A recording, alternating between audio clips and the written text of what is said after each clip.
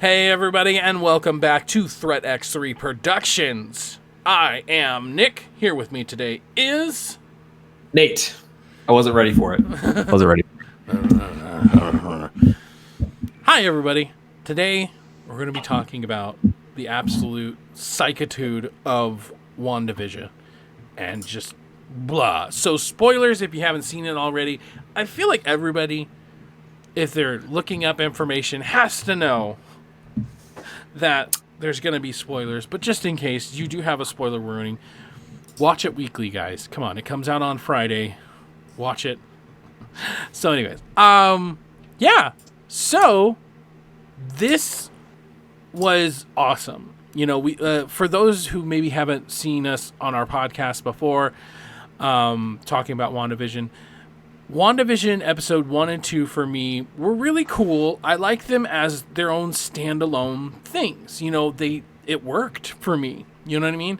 Like, it was like, okay, here's these two 50s style comedies, and the situational comedy of it all was just like, okay, yeah. The third one came around, we got into the 70s, and it didn't click with me as much. Just because the situational comedy was funny, sure, but it didn't feel standalone anymore. Yeah. But then we did start getting more into the mystery out of it all. And so even though I didn't like that it wasn't standalone, I liked the fact that we were getting these teases. Then episode 4 comes along. It's all in the quote-unquote real world or whatever, and it's just like, oh my God.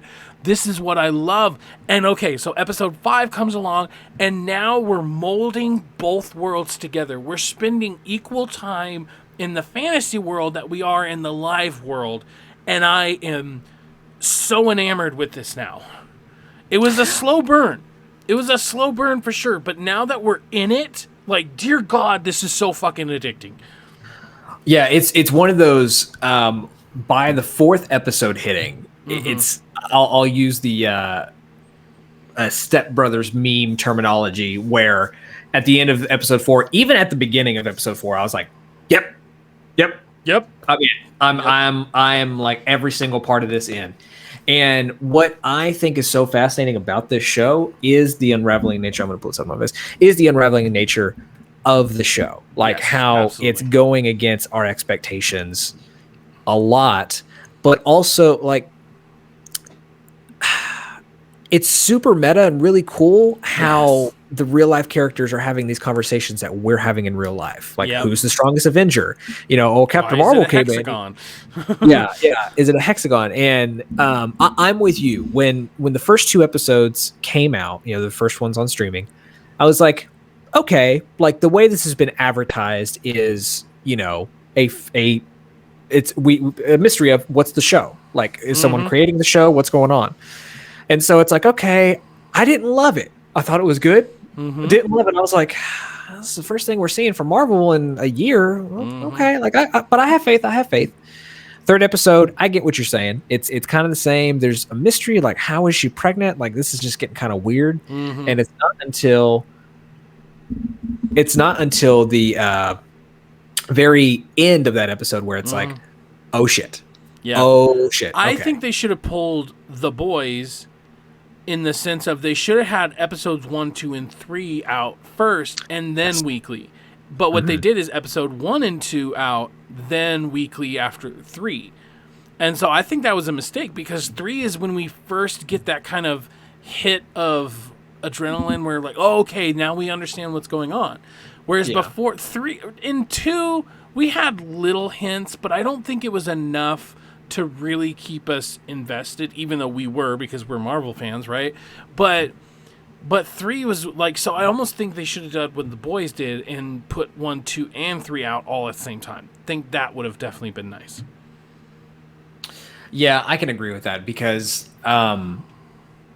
leaving the second episode, I was like, I'm wanting more. You know, I got enough in that sense. But yeah, going with episode 4 really, and I talked about this. We talked about this on we talked about this before, but I'm really enjoying what they're doing with the transition between real world and, you know, the fantasy world, and with terms of black bars and the cinematography of everything. It's like you can see that even though this is a smaller scale project, it still has the same scale of a Marvel movie. Yes. I think that's what's so nice about it is that same thing that we got from Mandalorian, we're getting in the Marvel world now. This and Mandalorian is now showing us the love and attention that a show like this can get. Yeah. Because it's not just like one of the most complex CG special effects happened in The Mandalorian. I don't know if you watch Corridor Crew and their reactions or whatever, but it's like one of the most, just the ship coming out of the water or whatever was like one of the most complex, because it was all CG. It was not practical, but it looks freaking practical. And so, but that's the most, like, so many simulations going on at once. And and yet we got that in a show. We didn't get that in a movie.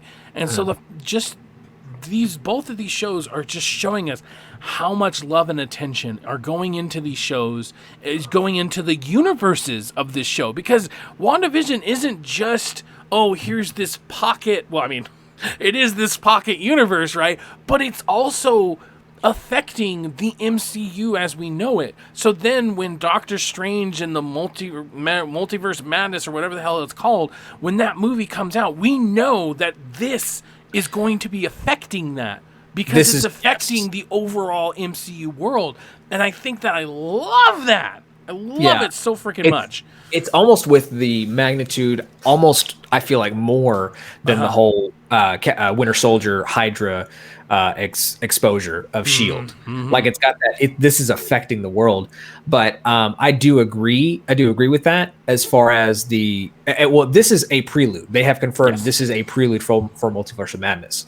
But it's the thing that I can say that's the best about this show is how they are doing what Marvel does best and making us ask more questions and not hate doing it. Yes.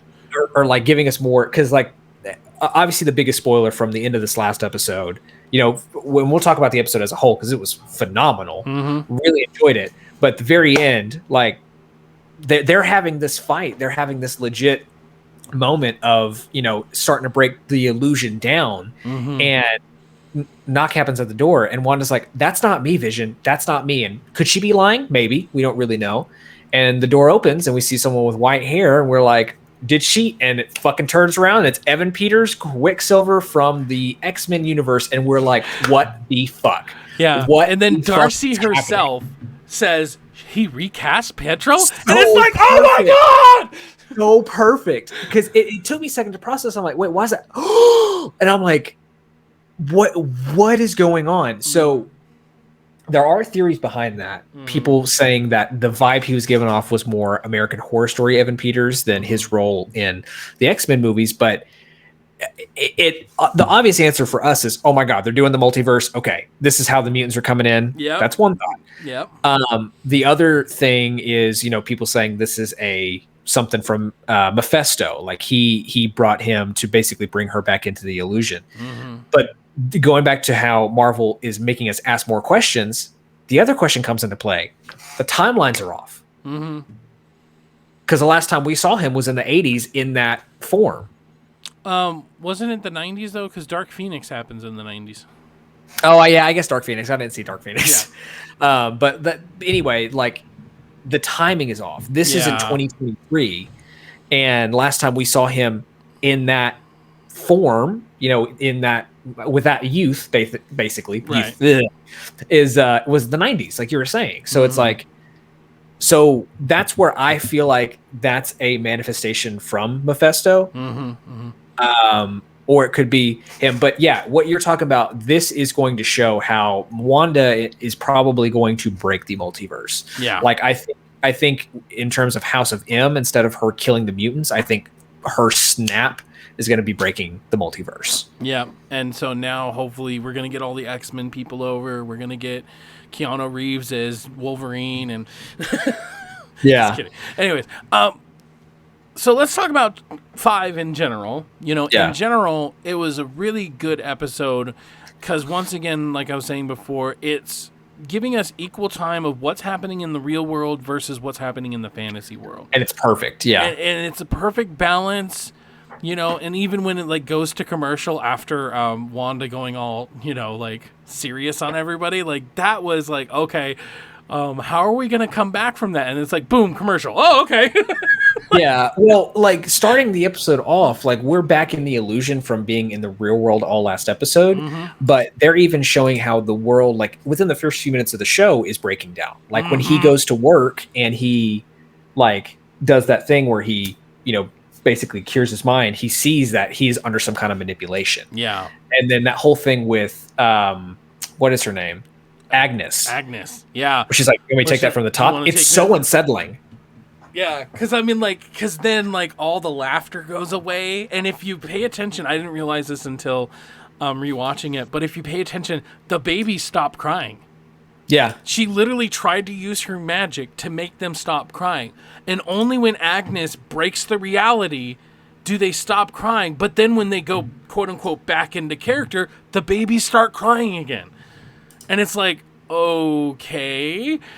And so, yeah, Vision, he's like he's from the beginning, he's been kind of like, something's going on now, but he's clearly seeing the cracks in the reality. He clearly sees something that's going on, and he's being more and more bothered by the whole situation. Like, another thing that I realized going back into it is they do the whole intro or whatever, and the whole intro is obviously Family Ties, Full House, Growing Pains.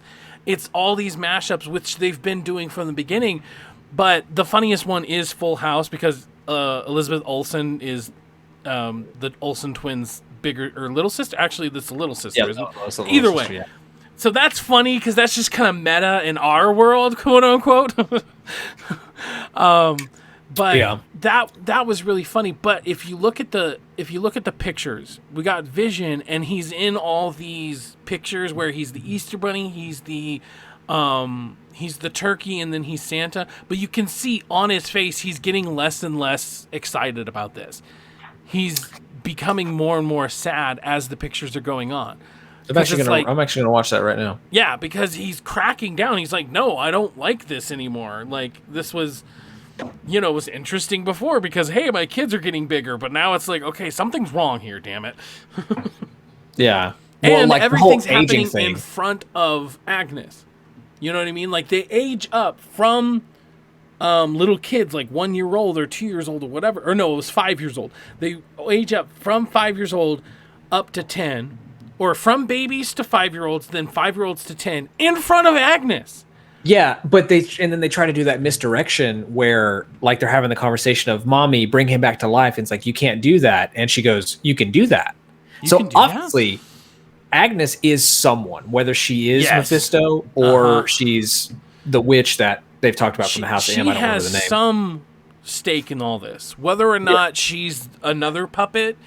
But another thing is, obviously, when Vision does the thing, she keeps on saying she, her. She doesn't say Wanda. So we don't know that it's Wanda. And especially by the end of the episode, when she's like, Vision, I'm not doing this. Yeah. You kind of get the feeling that maybe part of this is her. It is her doing it, but under the influence of somebody else. Because, like, for instance, when she goes out of the barrier and it's like, is this yours? The whole drone scene or whatever. Is this yours? That's clearly her. But maybe she's being controlled. She's being made to do that. Because then it goes back to the fantasy world and it's like nothing happened. But see, that's the thing, though, is why would, if she was being controlled, why would whoever's controlling her let her go out? Well, I think it was to get. I think they, whoever's doing this wants Wanda to be seen as a bad person. Maybe. The other thing that I would argue is that she is subconsciously doing all of this. True. That's another thing. But then it's the chicken and the egg, right? Somebody made her do this, and she's continuing this subconsciously. Or she started this and somebody's making her continue. You know what I mean? Like something like that. But yeah, I just saw what you were talking about. I was going through the I was going through the intro, and like I see the look on his face is like slowly going away. But yeah, that's what I'm so. And then there's the other question. The other question is, they have shown, oh my god, see, it's just so complex what they're doing. In this episode, they show that Wanda can generally basically create matter. Yes. You know, so she went in with a bulletproof vest and her clothes, I'm just going to call her Photon. Whatever, I don't. Yeah. Monica Rambeau. Her clothes were bulletproof. Like, she shot the pants and they were bulletproof. And so they're showing you, hey, she can create this or this energy is generated. And then they show us the thing about Wanda breaking into the facility to steal Vision's body. So it's like, did she make him? Or is that like, did she actually bring him back to life? Or did she manifest the energy to create like out of thin air? I mean, there is what you were saying before about how there's so many questions, but it's not questions in a bad way, is 100% true. Because a movie would come out and then people would be like, well, what about this plot hole? What about this plot hole? Giving this kind of story more time to breathe is so good, because what the fuck was S.W.O.R.D. doing with Vision's body? They've been making weapons. Have they been making weapons with the research that they've been doing with Vision?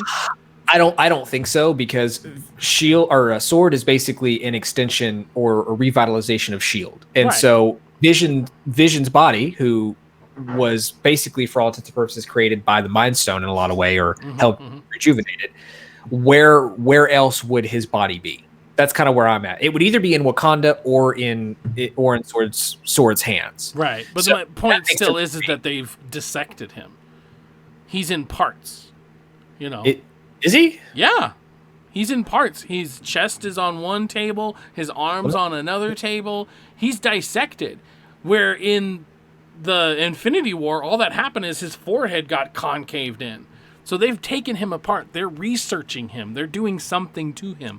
But like you said, like, the questions aren't really annoying.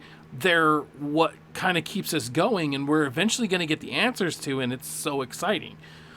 But yeah, even with this, like, they're giving the conversation of, is she a villain or is she? Oh, I see what you mean. Yeah, his pieces are, and that caused her probably to be infuriated. Yeah, so they're giving, and which lays credence to the whole psychotic break thing, because if you found out that your ex-lover was getting dissected and then weapons or research was being made from his body, I'd be pretty fucking pissed too. Yeah, and they're definitely given that. I also like the dichotomy they're given in between Monica and the director. Like, he's very much the militant, like, she's a terrorist. And she's like, well, no. You know, it's like Monica and Jimmy and Darcy, they're us. Yes. And the director is like, what's his name? From Civil War and Incredible Hulk. Thunderbolt Ross. Ross. Yes. He's like that. He is the government militant, like, bring the thunder. But yeah, that's it. They are the misdirection, and maybe not even misdirection, the just back and forth they're giving us, trying to basically formulate our own opinions of what's going on. Like, the theories run on this right now are crazy. One of them is the Darkhold, that she got possession of the Darkhold, which do you remember what that is? No, absolutely not. Okay. Darkhold is from Doctor Strange, but it was really, really showcased on Agents of S.H.I.E.L.D. season 4, whenever they had Ghost Rider on. And it was basically like, look up videos about the Darkhold. Gotcha. And actually, there's probably videos about the theory, because that's what I saw. A theory her getting it, and basically it's a part of Dormammu. Like, Dormammu had some hand in the creation, or it's that kind of energy. Gotcha. So I'm not really up on the House of M storyline, so I'm really new to all of this. I am stoked to see where the hell this is going to go. We have 4 more episodes. We have a week break, and then we have we have Falcon and Winter Soldier. It's that quick? That quick. I did not realize it was going to be that quick. Oh! Marvel, like, Disney Plus has earned releases. Disney Plus has earned my subscription for the entire year. Okay. Even if they don't have a series going, they still have my, because I don't want to miss anything. You know what I mean? Okay, so this is the schedule. For the movies, Black Widow is releasing May 7th. hopefully. Supposedly. Shang-Chi is releasing July 9th. Supposedly. Eternals is releasing December 2017. Mm-hmm. Thor: Love and Thunder is in actually February of next year, and so is Doctor Strange. Gotcha. Series: Falcon and Winter Soldier comes out March 19th. Loki comes out in May. Summer, What If comes out. And then Hawkeye, Miss Marvel, Moon Knight, and She-Hulk. I'm sorry. Hawkeye and Miss Marvel are slated for late this year. Moon Knight and She-Hulk are next year. God damn, dude. Damn. Yeah. Like, even if they didn't have like a week break between Wanda and the other, like they have my subscription. 100%. They just have it. Like, oh my god. Anyways, so I mean, let's sort of wrap it up here. You know, we're going on 20 minutes, but let's sort of wrap it up here. Like, dear God, like, so let's talk about that ending. That ending, I know we kind of already touched on it, but it's like that. What does it mean? They did it. I feel like they did it so well because I feel like they definitely foreshadowed it very well because, like, the kids, for instance, were talking about, do you have a brother? Oh, yeah, I used to have a brother. Wouldn't it be nice for him to be back or whatever? And I'm like, he's coming back. He's coming back. I just know it or whatever. And so the lead up to it, and then obviously the dog dying and like, oh, you can bring it back to life or whatever. It's like, you can, you know.